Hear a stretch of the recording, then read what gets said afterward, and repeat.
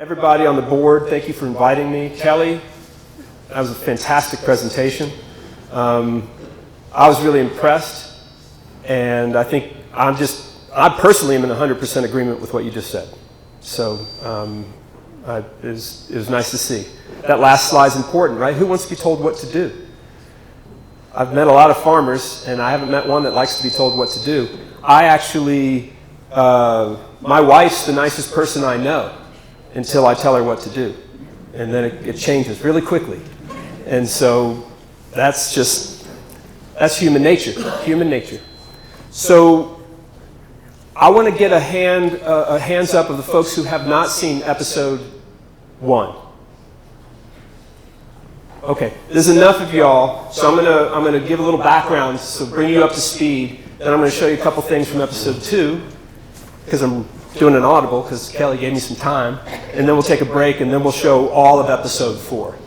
So, Roots So Deep You Can See the Devil Down There is the 4-part docuseries of our work. It's a big team, a lot of people. I'm out here in front of you right now, but I'm telling you, this is a lot of people to get this done. For me, I came into this when I made a movie called Carbon Nation, and the tagline for Carbon Nation was a climate change solutions movie that doesn't even care if you believe in climate change. And we didn't. My Uncle Phil did not believe in climate change, yet he understood when we were talking about the Department of Defense was working on stuff, so they didn't have to send a bunch of fuel to the front line. If they had at the front line renewable energy, it could save lives. Besides money, they could save lives. And those were the sorts of things that we talked about in that film. In that film, I was kind of confused. I was told that there was a cool way to graze animals, but I was also told that eating meat was bad for the planet. I'm just telling you where I was in 2007. And then, when I got up to Neil Dennis's place in Saskatchewan in 2013, when we were shooting our first short film called Soil Carbon Cowboys, I saw land on a farm that was gorgeous, thriving, alive. And I said, okay, what's going on here? And I just got to ASU at that time, so that's when I started meeting a lot of scientists. And not only could you do it with 850 head in an acre, like Neil did, for 2 hours, moving it 2 hours. Also see here, this is not too far from here, actually. This is Birdwell Clark Ranch. This is 14,000 head. No, sorry about that. 5,000 head on 14,000 acres. And that's a couple in their 60s and one other person sometimes, moving these animals 2 to 3 to 4 times a day during the growing season. I'm just telling you what the farmers tell me. And it's all predicated, all based on the bison, all based on the way the bison moved across the Great Plains. And the bison left half. They didn't eat everything down because they didn't want to. Like we eat asparagus, just the top part. Animals don't want to eat all the way to the ground. There's worms and stuff at the soil level they don't want to get to. It's harder work for them to get that low. They'd much rather just get to the next pasture if they can. And that's what this is all about. And so AMP grazing, adaptive multi-paddock grazing, so what you see is, you know what, can we go ahead, let's just turn off the lights. I'd rather everybody look up there. You know what I look like? There we go. Boom. Thank you, sir.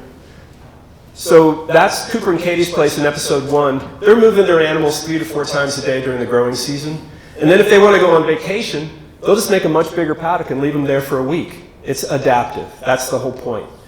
And then across the way, their neighbors, the Fergusons, they do have paddocks. They have 7 paddocks. 1 that's only hay and 6 that they rotate their animals through. So that's rotational grazing. That's not AMP grazing. That's the difference, because they'll leave their animals there for 2 weeks at a time, 3 weeks. And as you'll see in some of the clips, and you could probably see from this shot, they're bringing it down very low. You can't hide a golf ball, as they say, on their side. So in our science, we studied as many metrics of what's going on with nature on these farms as we could. And we measured everything exactly the same on not only that farm pair, but 10 farms, 5 farm pairs across the southeast U.S. Kentucky, Tennessee, 2 in Alabama, and this one in Mississippi. We measured the animal well-being, the farmer well-being. We measured the soil, carbon and nitrogen, and water infiltration, the forage production, how much of the land is covered, and how nutrient dense that forage is. We measured the soil microbes. We measured the bugs and the birds. and then we measured the greenhouse gases. And all that science you'll see results of in episode 4.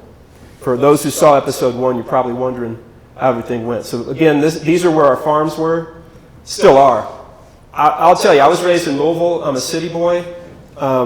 Being on farms for this whole project for the last 12 years of my life has been spectacular, eye-opening, wonderful, and I consider everybody on that map friends, and if they'll have me, I'll know them to the rest of my life. It's been an amazing project. So just to give you some context on climate change, there's 3.5 billion hectares of grazing land on Earth. If we could get 1 ton of carbon added to all those hectares, we would be drawing down 1/3 of all human emissions. There is no other solution anywhere close to that. You all have the power to do the biggest solution for climate change, whether you are worried about climate change or not. All it's going to do for you is get you out of debt or make you more money. Everyone who I talk to, their lives better, a lot less fertilizer bills. I was talking to Steve about that already. So it's a benefit for the farmer, benefit for wildlife, benefit for society, and oh, by the way, it's a benefit for the planet. So the question was, how do you get the animals to water? So there's a couple ways. A lot of folks just have a hose above ground with pivot points, and then they just plug in, and they will fill up a tank. And you'll see that in episode 4 as well. And then they build their paddocks to always have a lane to the water. So even if they're 5 or 6 paddocks away, they'll keep a lane to the water. So water's key, and it's actually quite simple. I learned all this from the farmers, especially from Alan Williams. We were just talking about this the other day. So it's inexpensive and very doable, I can tell you that. Yes, sir. James in the far corner there.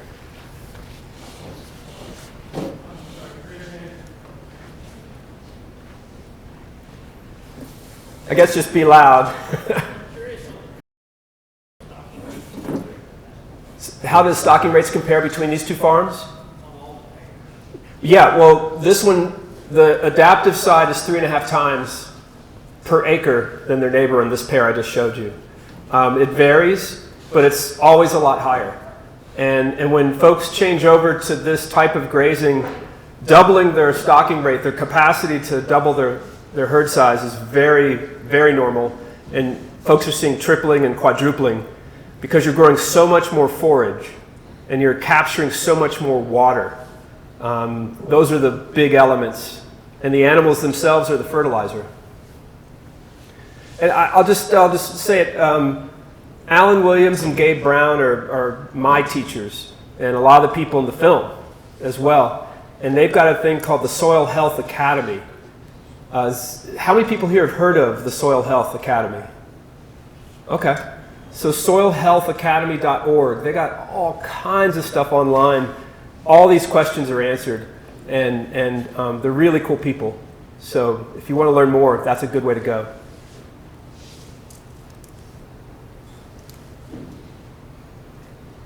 Nothing? Oh, okay. Yes, sir. I have a question on the stocking rate. Kid's question. Annual rainfall. When you have 50, 60 inches rainfall and your paddock size is 5 acres, you come out here, those paddocks are 500, 600 acres for the same rainfall. You have the same amount of forage to move in between. So were they going to have to move twice a day? Here you're going to have to move every 20 minutes literally to get the same kind of forage. So at what point in time does practicality walk out the door for moving these cattle? Everywhere I've been, it's probably about 100 farms all over the US and Canada and the UK. This has worked whether you have way too much water, like they do in the UK. The same methods for making sure that every drop of water was saved in Kansas during that serious, serious drought. They've had a number of them. In the Chihuahuan Desert, a guy named Alejandro Carrillo is regenerating the desert. And he's gone from needing 100 acres for every animal to now he needs 20 acres per animal, and he's continuing to improve. I brought up this slide. I don't know if you can see it, but that's Bowie, Texas. Yeah. We're not too far from there, right? No. So that's right here. It's a higher rainfall area, Than where we are right now? probably about 25 inches, They get about 25. 25 to 30. And you guys are getting about what here? 18? 8 to 12 to 18. And then up in North Dakota where Gabe Brown is doing it, and then up in Saskatchewan where Neil Dennis is doing it, they're averaging between 11 and 14 inches. Yeah, but their evaporation is 20 inches and we're 120 inches. Because of the heat. Yeah. Again, I think these are great questions, but I can tell you, I do trust Alan Williams. He hasn't seen where this doesn't work. So they're the teachers. I understand that. We're not being negative, we're just being realistic. Yeah. Because a lot of guys in higher rainfall areas kind of preach out west where we don't have the rainfall, how to do things, but they never show you the failure side, they only show you the good side. Right? And so guys need to be aware that there's failures to this too, and there's practical limitations on labor and doing things, you know, on an 80-acre farm versus 8,000-acre farm. So I'm just trying to let people know, it's like, there's challenges to making this work. I think there's challenges to being a farmer. I've never heard anyone say it's easy to be a farmer. But to your point, I want to keep talking, sir. We made a film in New Mexico, and they changed methods during a 15-year drought. And is it gamma bluegrass? Is that so they saw grasses growing because they changed their method of grazing that they hadn't seen in that county for 75 years. And because that gamma bluegrass grew, they only had to cull their herd by half when all their neighbors had to cull their herds completely during that drought. And so I know a lot of folks who are doing this in California where, you know, they were in a 5-year drought. So like I said, I've never thought that farming was easy, but I've just heard from so many farmers in so many different ecosystems that this is working for them. And I'm not a farmer, right? There's a lot of people in this room, including myself, that is making this work. I just want to make sure people are aware of the risks that you make it work. So are you grazing in a manner similar to this? And it is working? Absolutely. You know, it's funny. Okay, but by the line of your questioning, I was thinking you were saying you were being skeptical. So you're actually doing this. No, but we deal with the people that fail after they read up with some Eastern guy and implement situations that don't work. Right. And so we're the local guys that got to pick up the pieces after those guys have left. So I just want to make aware that it is not that easy. The principles work. Yeah. The system works. But the application over East or in North Dakota is not here. So here's what Alan and I were talking about this weekend because we're recording a new podcast. It's about education, community, support, sharing of knowledge, making sure that you're learning from folks who are doing it in your area, who are doing it well. Would you agree with that? Absolutely. And do I? And that's why the 6 context principle they brought in is because of out here and what they've been preaching out there. Yeah. So the 6 principle of soil health context is 100% responsible. I got you. And my wife's from South Africa. Am I hearing a little bit of South African? No? Okay. I'm sorry. Oh. Now you're pulling my leg. Where are you from? Which part is what I'm asking? Okay, cool. Nice to meet you. Thank you. Do you have time to go back and talk a little bit about Alejandro in the Chihuahuan Desert? Because I got to hear him give a presentation years ago, and it was quite amazing. Well, Alejandro Carrillo is the farmer who works in the Chihuahuan Desert. He took over the ranch from his dad, and we have a little 10-minute conversation with him on our social media, and he's in a new film called Common Ground. They went down there and filmed him there, and if you look him up, you'll find him. I don't know much more details than that, but it is what I'm learning from him is a lot of what we think is desert wasn't in 1491, or even 1780. I can see the batteries going on this guy. If the A&M fellas around Well, I can use that hand mic because I don't think it's being passed around anyway. Yeah, let's do that. So anyway, Alejandro he's having great success in a very, very brittle environment. And he's influencing a lot of neighbors, and it's spreading. You know, the type of management is definitely spreading. So you're very good. Alejandro's going to be in Oklahoma next month. Do you know where? He'll be in Guyman on the 18th and in Beaver on the 19th. Okay, so everybody hear that? Do you know the organization? Is he teaching with somebody, or is he just on his own? I can tell everybody later on. Okay. So he's going to be in Oklahoma next month. That's pretty cool. You had another question. So you're an expert at communicating with diverse people. Everybody has preconceptions that they have to leave behind. What's the largest preconception that you left behind as you entered into this work? So the question was that he said, well, I'm a communicator. And he was saying that everyone has to leave preconceptions behind, and then he asked me what was the biggest preconception that I had to leave behind. You mean when I started this work 17 years ago? Everything I know I've learned in the last 17 years. So I didn't have preconceptions. I had zero. I had a blank slate. You know, I knew what I thought about music and movies and sports and things like that, but I didn't know anything about farming. I didn't know anything about land use, anything about forestry. So what I've learned is that nature wants to be healthy. That's a natural state for nature. And that we as a species have been getting in the way. That's what I've learned. And that if we don't get in the way, if we work with nature, like Gabe says, amazing things can happen. I don't think any of the successes I've seen are even close to how good it can get. I don't think there's a human alive today who knows what this planet can look like. What it looked like 500 years ago in North America, and I don't know how many years ago in Europe. And I think nature's just bustling to get out as soon as we get out of her way. And I think it's going to be good for everybody. I know I feel better when I'm in nature, and I feel better when I'm on these farms. Like there's like medicine in the air. And I bet you there's going to be science that's going to actually measure something that makes us feel better, coming off of trees, coming off of plants. But I feel better when I'm on a healthy farm. I can feel it. And I miss it. I live in Phoenix. I just noticed the day I met Tyler, he was wearing a Sedona, Arizona t-shirt. I never noticed that before until today. And I live like 100 miles from there. Does the little baby have... Oh, he's asleep now. Oh, shh. Oh, yeah. Yes, sir. The thing that fascinates me is like today we're more connected than we've ever been. Yep.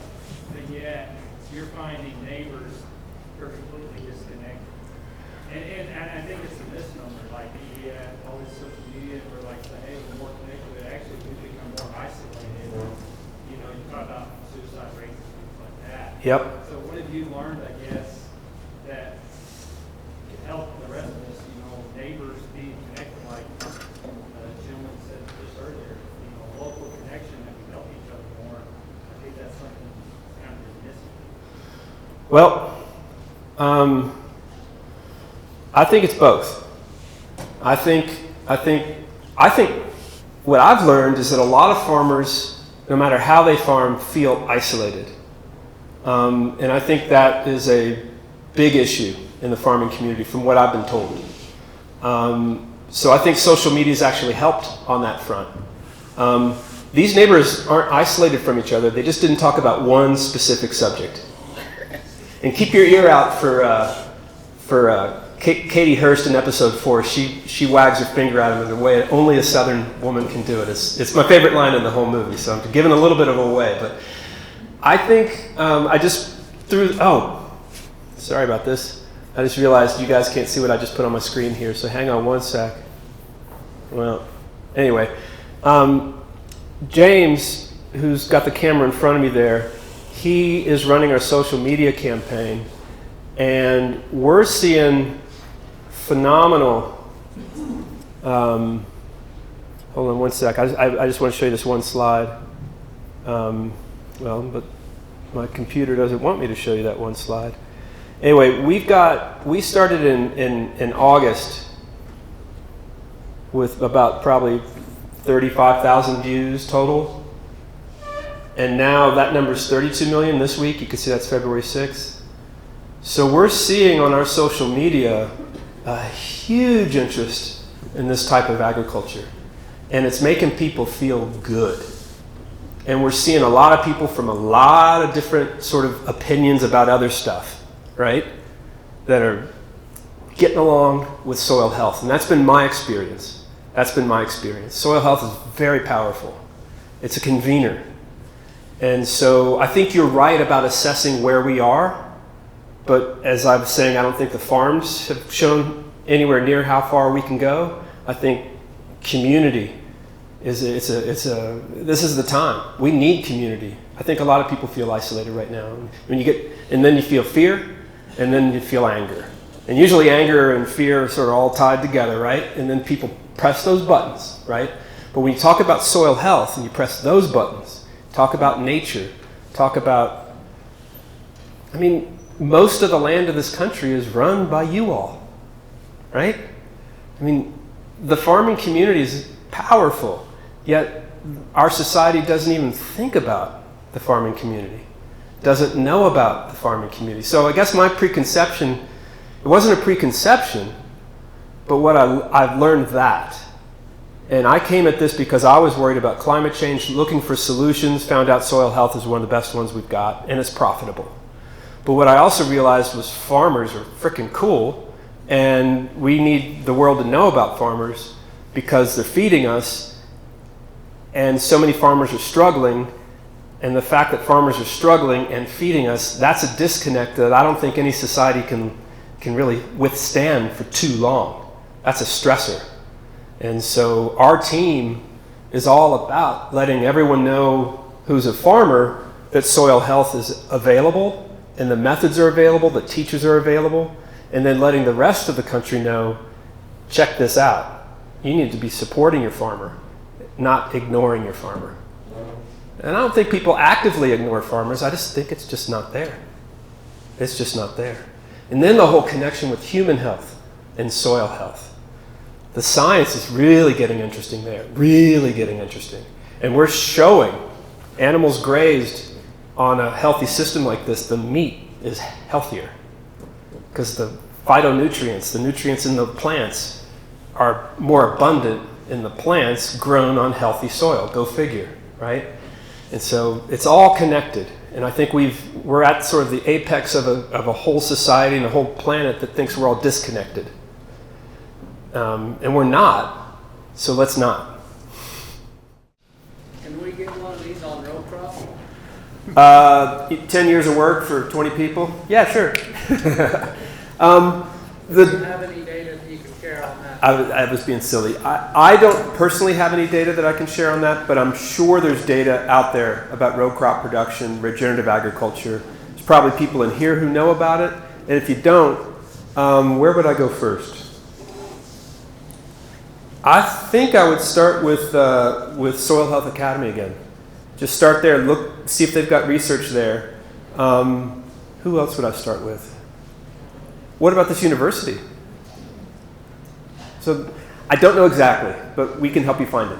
Yeah, I know there's a lot of data on it. You just did a great job, and I thought it'd be good to see one on row crop. I got you. I appreciate that. And what about integrating livestock onto your row crop? Be nice. Maybe would you like that? Yeah. I think there's people here that are doing it. Yeah, there are people here that are doing it. Is it working for the folks who are doing it, integrating the two? Kind of like what was happening in 1940? Baby steps. Baby steps? All right. Next question. Peter, how long were some of those ant grazers grazing like that, like prior to your study? Right.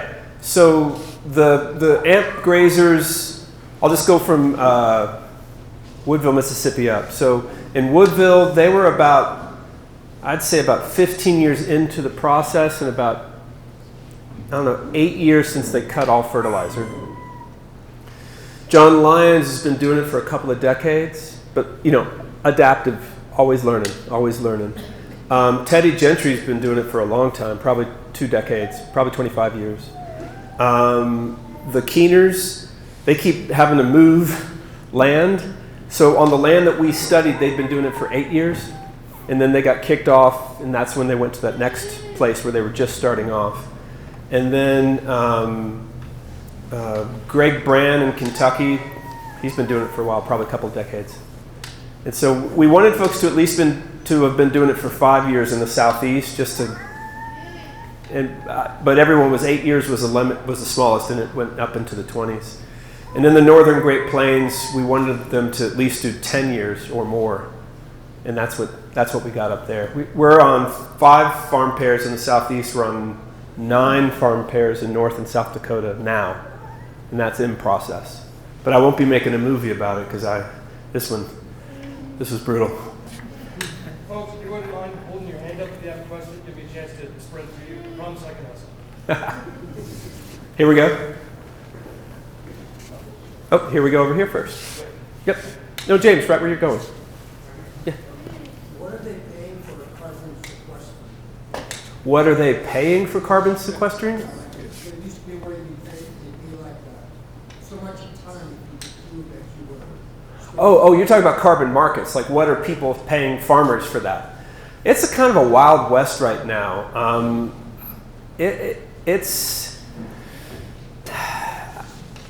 I'm not as fully formed on that right now because I think a lot more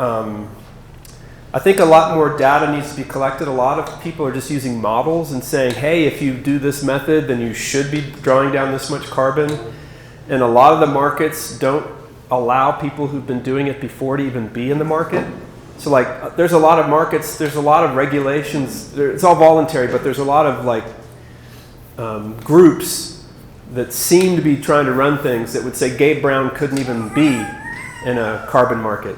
Grassroots Carbon is doing a good job. I just think it's early days on that, and I would just sort of keep your eyes open. What I think is going to happen is a thing called insetting, which is where a company who buys food contracts with the farmer or a group of farmers to then say, okay, you're doing these methods, we're going to measure on January 1st, 2024, we're going to come back in 5 years, and if you've brought down carbon and we can measure it, we'll pay you, and then they can sell that food into the system saying it's carbon negative or carbon neutral or a lot better for the planet. It'll be directly with the company, insetting. So you could go to McDonald's or you could go to Domino's Pizza or wherever it is, and it'll be tight within the market, as opposed to an oil company buying credits and then saying this is carbon-free oil. It's like, well, okay, walk me through that, so it's still happening. But I've heard anywhere from $5 to $20 a ton of carbon per acre. And so in our study, they were bringing down 3.3 tons per acre, per hectare per year. So per acre divided by 2.5, that's a little over 1.25. No, am I going the wrong way? Yeah, times it by 12.1. I have that number because I remembered what I put it in a presentation. So they're bringing down 12.1 tons of carbon dioxide into their soils. So it's big. But the measurement was expensive, right? This was a big, expensive project. So folks are working on making it cheaper and cheaper and cheaper. So in Woodville, some cheaper towers, the flux towers that measure carbon going in and out of the system, they just put up a couple of them on both sides of the fence for 9 years. And so that data is going to be amazing. They're measuring the change. And it's happening. And Wallace and his dad Prentice, his mom Margot, they just went through a serious drought last summer into fall. I don't know if the drought hit here. Did it? Yeah. All his friends were feeding hay in August. and he didn't have to feed any extra hay, just after 2 years of changing. I haven't heard him, he hasn't called me saying he's heard quail yet. That's the day. I'm looking forward to that. So that's a long answer to your question. There's a lot there that's not settled. It's a wild west right now. You're welcome. James, there's a question over here. Thanks, brother. Oh, no, we're still in, you still want to be. My question is, Yeah. like, wintertime, you've alluded to hay and that sort of thing. Yep. And you're covering a very large section of the U.S. there, and so what are the off seasons like? And you know, how many months of ant grazing are they actually getting? Yeah. So I'll use John Lyons as an example. He's the one who's going to do some crazy shit, right, for his neighbor. Get out of my way. His goal is to feed hay never. He hasn't achieved that yet, but that's one of his goals. So he feeds hay December and January. 1 year he did it 1 month, right? Just that. And then what he's doing, it's called stockpiling. He's leaving chunks of his fields ungrazed, specifically to graze in the winter. And I know Gabe Brown does that in North Dakota. And what I've heard from folks where the animals have a choice of grazing out in the field versus staying in a barn and eating hay, the animals will go out in the field. I can't say that I've talked to every rancher in the country, but those are the stories I've heard. And maybe because they're talking to me, I'm hearing only the good stories. I don't know. So that's what the winter's looking like. We get that question a lot on our social media. So we just did a bunch of podcast recording with Alan Williams this weekend. So we'll have a whole chunk on that when our podcast comes out, which would be after the series becomes available, which is the end of May. So again, if you go to rootssodeep.org and you sign up for our newsletter, I write the newsletters, which means you're not going to get very many, so I'm not going to fill up your email box, right? But we'll be able to send out the notice that the film's available. How many people here would rent this film? And how many people here would tell somebody else to rent the film? Yeah, that's great. That's big news. Did I answer your question at all? Okay, cool. Looking around. Oh. Don't kill yourself, James.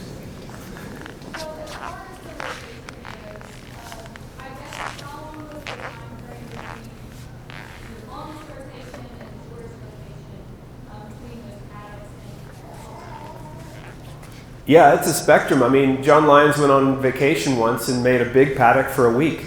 So his animals would have enough food to eat while he went on vacation. And then he's moved 3 or 4 times a day in the summer, in the growing season. So there's your spectrum right there. Week is very long. That would be when you're leaving. It's usually at least a day. It's usually not more than a day, but we're seeing moves. And I tell you, it's the easiest thing. The animals know there's better food. You just open the gate and they just walk right through.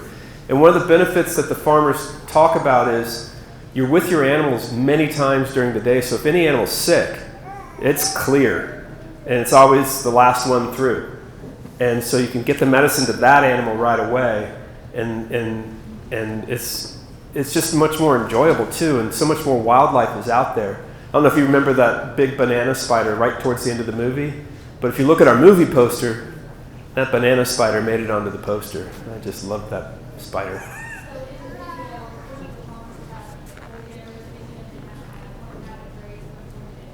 I'm sorry. They hadn't had one paddock graze for 40 days. Is that pretty common, or are there shorter time frames where the first paddock is grazed a lot sooner than Yeah, it's never the same ever.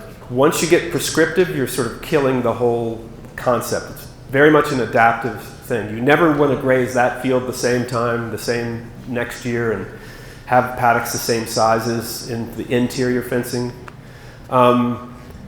It just depends. Like some places it'll be 90 days. It really depends on the rain. And it depends on the rain that season. Depends on the rain on your farm. In Saskatchewan, Neil Dennis during the growing season, like 45 days was his sweet spot. in the Birdwell Clark range, Dewey, they sometimes would wait a year before they came back.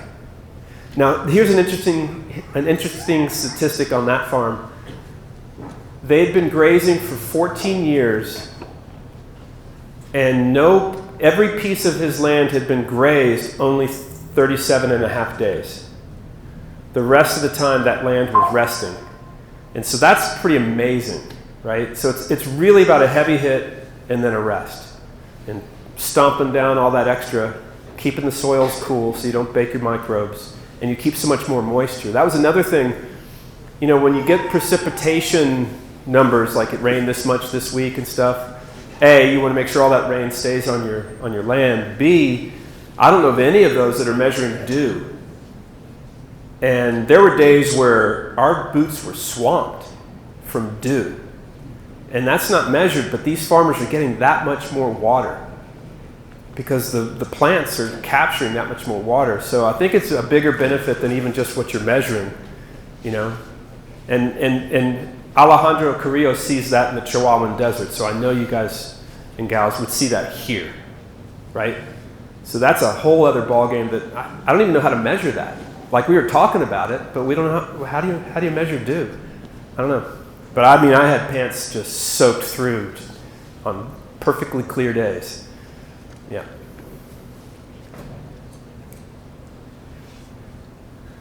No beer yet?